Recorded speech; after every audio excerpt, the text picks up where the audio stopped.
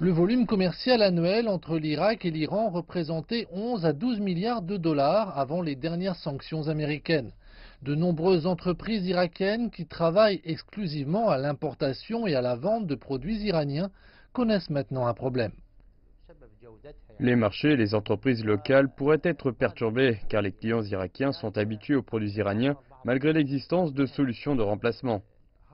Ces entreprises seront très touchées et les prix augmenteront car les produits iraniens sont meilleurs marchés que ceux de la région.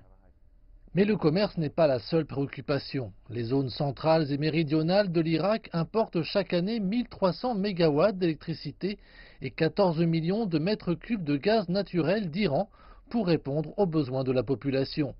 Cet équilibre énergétique est trop fragile pour être maintenu sans le soutien de l'Iran. Le gouvernement irakien a demandé aux États-Unis d'être exempté de sanctions pendant un certain temps. Washington a accordé un délai de grâce de 45 jours, mais nous pensons qu'il ne suffira pas pour trouver une alternative à l'Iran.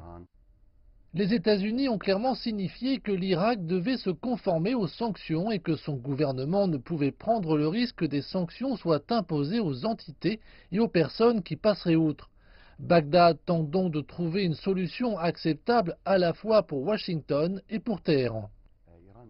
L'Irak veut servir d'intermédiaire entre l'Iran et ses créanciers, payant les dettes de l'Iran directement aux pays qui réclament des avantages financiers. En l'absence de paiement direct, le gouvernement irakien ne violerait pas les sanctions et ne subirait aucune perte pour son réseau énergétique. Mais cette solution pourrait affaiblir le poids des sanctions. L'Irak a donc besoin de l'accord des États-Unis.